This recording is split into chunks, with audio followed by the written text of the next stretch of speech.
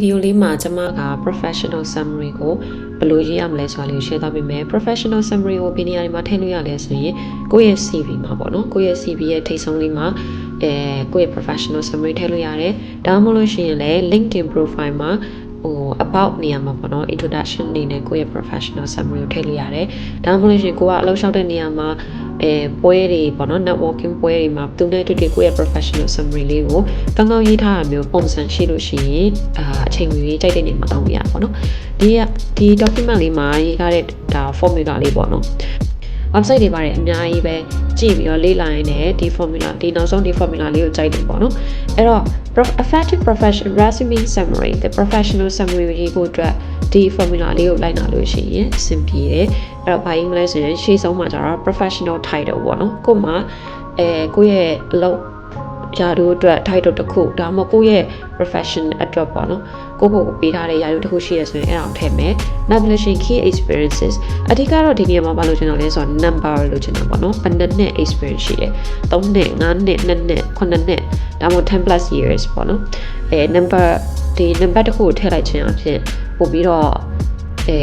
reliable ဖြစ်တယ်ပို့ပြီးတော့ professional ကြတယ်ပေါ့နော်အဲ့တော့ number တစ်ခုထည့်မယ်ပြီးတော့ top achievement တွေထည့်မယ်ဒီထဲမှာဘာတွေလုပ်ခဲ့သေးလဲ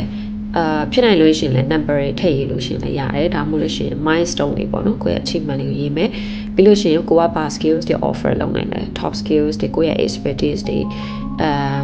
ဒီအလုပ်ငန်းခွင်နဲ့ဒီ industry မှာကိုယ့်ရဲ့unique values တွေကိုထည့်ပြရေးမယ်ပေါ့နော် okay ဒီ3ချက်sorry ဒီ4ချက်ပါလို့ရှိရင်ကိုယ့်ရဲ့ resume summary အတွက်အရန်ကောင်းတဲ့အားလေးတစ်ခုထွက်လာမှာပေါ့နော်အခုကျွန်မမှာ examples တွေလည်းရှိတယ်okay professional summary example တစ်ခုပေါ့နော်ပထမတစ်ခုကဘာလဲဆိုလို့ရှိရင် driven search engine optimization manager အဲ့တော့သူက SEO manager ပေါ့နော် with 10 plus years of work experience managing different teams in established companies so တော့သူမှာ senior experience ရှိတယ် company အသစ်တွေထောင်တဲ့အခါမှာ navigation engaging users and growing brands through effective SEO strategies အဲ့တော့ marketing ဘက်မှာဆိုလို့ရှိရင်ပို့ပြီးတော့ marketing ဘက်မှာသူ့ရဲ့ experience အများကြီးရှိတယ်နောက်ပြီးတော့ marketing campaigns တွေကိုလည်းလုပ်နိုင်တယ်ပေါ့နော်ဒါဆိုလို့ရှိရင်တစ်ချောင်းလေးရေးထားတာဒါပေမဲ့အဲ့တစ်ချောင်းထဲမှာဆိုပါလဲဆိုသူ့ရဲ့ title ပါတယ်သူ့ရဲ့ numbers of years of experience ပါတယ်သူဘာလုပ်တက်လဲပေါ့နော်ဒီနေရာတွေမှာဘာလုပ်နိုင်လဲသူရဲ့ကျွမ်းကျင်မှု skills တွေကိုတွေ့ရတယ်ဒါဆိုလို့ရှိရင်ဒီတစ်ချောင်းလေးပဲလုံးဝ effective ဖြစ်တယ်အခုကိကလေး AI တွေကိုလည်းကျမတို့ရေးခိုင်းလို့ရတယ်ပေါ့နော်ဒါပေမဲ့တကယ်လို့ AI သုံးလို့မရတဲ့အခြေအနေရုပ်တရက်ဖုန်းမရှိဘူးပေါ့နော်ကိုကချက်ချင်းတခုခုပြောရတော့မယ်ဆိုတဲ့အချိန်မှာကျတော့ကိုယ့်ရဲ့ခေါင်းထဲမှာကိုယ့်အတွက် format လေးပုံစံလေးစာကြောင်းလေးတခုရှိထားရဆိုလို့ရှိရင်အချိန်ပြီးသုံးလို့ရအောင်လို့ဒါမျိုးလေးလည်း practice လုပ်ထားလို့ရတာပေါ့နော်ပြီးတော့ AI ကိုသုံးပြီးတော့လည်းပို့ပြီးတော့လည်းကောင်းအောင်ရေးလို့ရတယ်နောက်တစ်ခုကတော့ career changer တွေအတွက်ကြည့်လိုက်အောင် registered nurse အဲ့တော့သူနာပြုပေါ့နော် with 10 plus years of management experience and leading teams with medical and non-medical staff အဲ့တော့ nurse ဆိုမဲ့ဘာ experience တွေလဲဆိုတာရှိတယ်ဆိုတော့ management experience တွေရှိတယ်နောက်ပြီးတော့ medical staff တွေရော non-medical staff တွေရောသူဦးဆောင်ခဲ့တဲ့experience တွေရှိတယ်ပေါ့နော်အော်တော့အခုဘာလုပ်ချင်တာလဲဆိုရင် looking to leverage leadership skills as operation supervisor ဖြစ်ရှင်တယ်သူနာပြုမဖြစ်ချင်တော့ဒါဆိုလို့ရှိရင်သူ career change မှာပေါ့နော်အဲ့တော့ဒီအခုအလုပ်လျှောက်တဲ့ company မှာhas 3 plus years of experience with running a family business running experience ရှိတယ်အဲ့တော့သူက operation ကို manage လုပ်နိုင်တယ် business ကိုလည်းပို့ပြီးတော့ကောင်းလုပ်နိုင်တယ်နောက်ပြီးတော့ဒီသူနာပြုလုပ်တော့လည်းသူမှာ management experience တွေ7နှစ်တောင်ရှိပြီးသားပေါ့နော်အဲ့ခါကျတော့သူနာပြုလုပ်ကနေပြီးတော့အခုဒီ operation supervisor ကိုပြောင်းချင်တယ်သူ့မှာတော့ဒီ experience တွေရှိရဲဆိုတော့မျိုးထည့်ပြီးရေးထားတယ်အဲ့တော့ဒါဆိုလဲနှစ်ကြောင်းလေးရေးထားတာနှစ်ကြောင်းသုံးကြောင်းပဲရေးထားတာပေါ့နော်သုံးကြောင်းလေးကိုကြည့်လိုက်တာနဲ့သူ့အရင်တော့ဘာလုပ်ခဲ့ရလဲဘယ်နှစ် experience ရှိတယ်ဘာလုပ်ခဲ့လဲလောလောဆယ် तू ကအခုဘာလုပ်ချင်တာလဲအဲ့တော့ကဘာ experience တွေ relevant experience ပေါ့နော် formally မဟုတ်ရင်တော့မှာဒါဆိုလို့ရှိရင်အရန်ကို compact ဖြစ်ပြီးတော့သုံးလို့ရတဲ့စာလေးပေါ့နော်တော်တော်ရှင်းရှိတယ်ဟို AI ကိုသုံးတယ်လို့မျိုးအရှိအများကြီးအထွတ်နေတတ်နေစရာမလိုပေါ့နော်ဒီသုံးတယ်လို့ဆိုရင်စစ်ပြေ နောက်တစ်ခု professional example 3ကိုတော့ကြည့်အောင်တစ်ခုကတော့ digital marketing director digital marketing director 20 years of experience more than 20 years of experience သူမှဘာတွေသင်ယူခဲ့လဲဆိုလို့ရှိရင် SEO တို့ SEM တို့ digital marketing နဲ့ social media marketing တို့သူကလုပ်နေတယ်ပေါ့နော်director ဆိုတော့အများကြီးတခြားဟာတော့လည်းပြောကြမလို့ဒါပေမဲ့ဒီအကြောင်း၃ကြောင်းကြည့်လိုက်တာနဲ့ပဲသူရတို့သူရဲ့လောက်သက်သူဘာလုပ်တတ်လဲချင်းချုပ်ထားတွေ့ရမှာပေါ့နော် Okay professional summary for တော့ရအောင် certified public accountant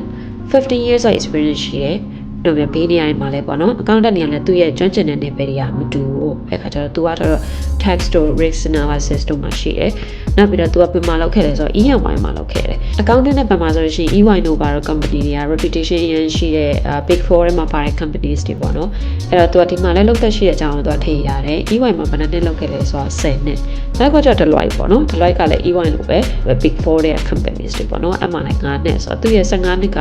EY မှာ10နှစ် Deloitte မှာ9နှစ်ဆိုတော့ company ကြီးကြီးတွေမှာတကယ်အတွေ့အကြုံများရှိတဲ့accountant ပေါ့နော်နောက်ပြီးတော့သူကဘာတွေလဲလုပ်တတ်တယ်သူရဲ့ universities တွေကဘာတွေဖြစ်လဲဆိုတော့သူကထည့်ရတယ်ဒါဆိုရှင်တာမန် accountant တက်ဆိုလို့ရှိရင်ကျမတို့ကသူ့ရဲ့ယာတို့လောက်တတ်ဘလောက်သူဘာကျွမ်းကျင်တယ်နောက်ပြီး15နှစ်ကလည်း BBI မှာလုပ်ခဲ့တယ်ပေါ့နော်နာမည်ကြီး companies တွေဆိုလို့ရှိရင်ဒါလည်းထည့်လို့ရတယ်အရန်တူ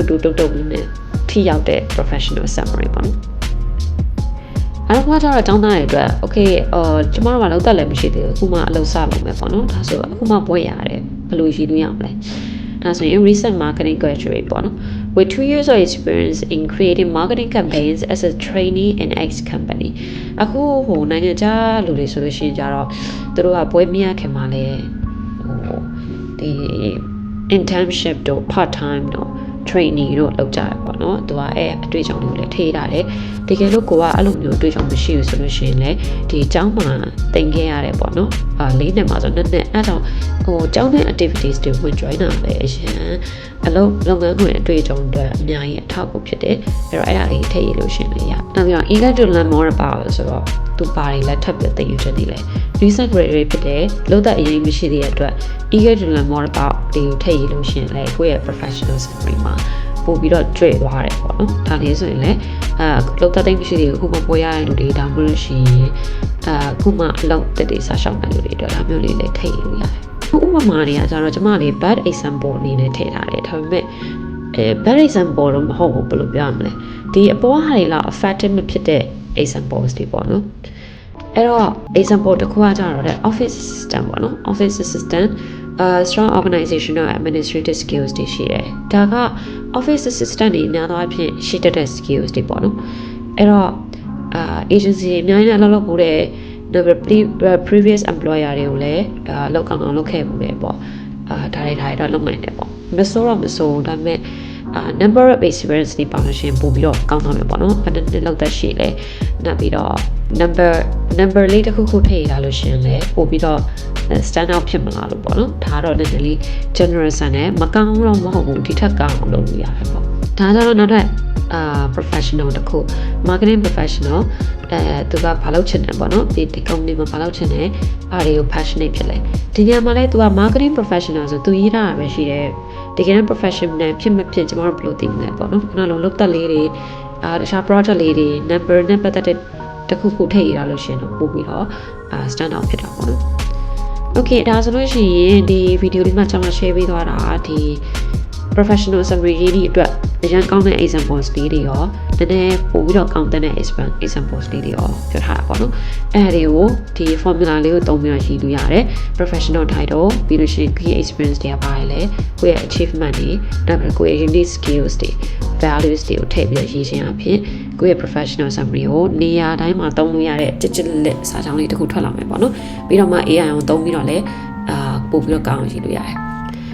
Okay အားဆိုရင်ဒီနေ့ဗီဒီယိုလေးကိုကြည့်ပြီးအတွက်ကျေးဇူးပါကိုယ့်ရဲ့ professional life မှာ career မှာအကျိုးရှိမယ်လို့ယုံကြည်ပါတယ်နောက်ဗီဒီယိုမှာပြန်တွေ့ကြမယ်နော်တတား